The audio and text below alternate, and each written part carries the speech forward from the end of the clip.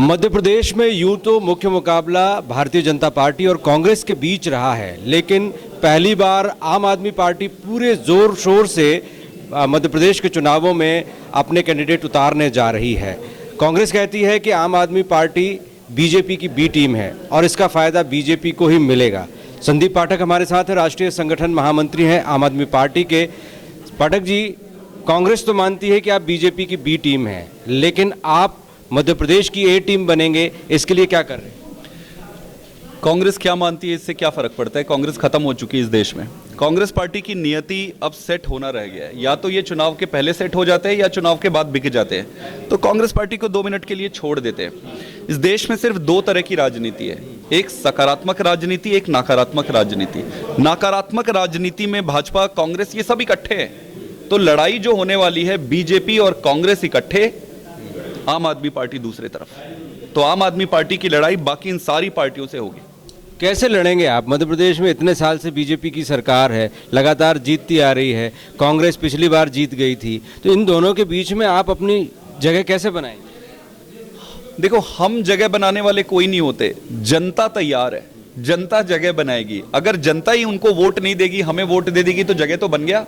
और रहा सवाल, इतने साल से ये सरकार, यही एक कारण है जिसके कारण जगह बनेगी। इतने साल से इन्होंने जो मिस रूल किया है, जनता को लूटा है।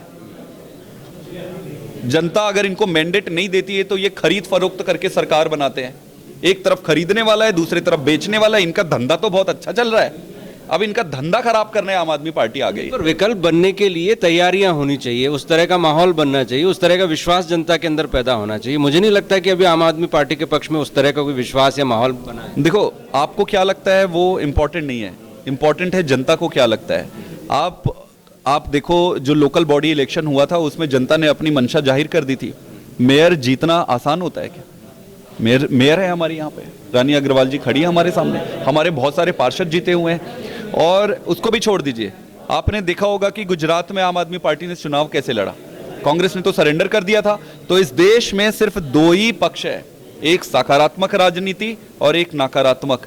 जहां भी सकारात्मक राजनीति आती है, सारे इकट्ठे हो जाते हैं। तो ये अब इनकी नियति इकट्ठा होना है और कुछ नहीं है। सर, आखिरी सवाल है, आपने यहाँ की कार्यकारिणी भंग कर दी है, अब किस तरह के लोगों को लेकर आएंगे और इन लोगों का सिलेक्शन का क्राइटेरिया क्या होगा और उन पर किस तरह से आप आगे चुनाव की रणनीति तैयार करें?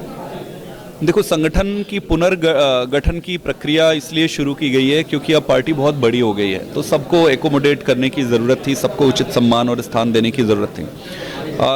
दूसरा इम्पॉर्टेंट पॉइंट ये है कि चुनाव स्पेसिफिक संगठन बनाती है आम आदमी पार्टी, तो इस कारण से ही इसको पुनर्गठित किया जा रहा है। वही सारे लोग हैं, जो लीडर्स तो वही है, बस इसको पुनर्गठित किया जाएगा। इसमें जो नए आए हैं उनको भी सम्मान दिया जाएगा। कई सारे लोग बहुत समय से हैं, उनको पद नहीं मिला था, उनको भी दिया जाएगा।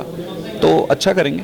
तो आम आदमी पार्टी तो पूरी भरोसे में है कि मध्य प्रदेश में एक सशक्त विकल्प के तौर पर राजनीति में उतर रही है वो, और इसी उद्देश्य के साथ नई कार्यकारिणी का गठन होगा, टिकटों का चयन होगा। अतुल पाठक, स्वराज एक्सप्रेस, भोपाल।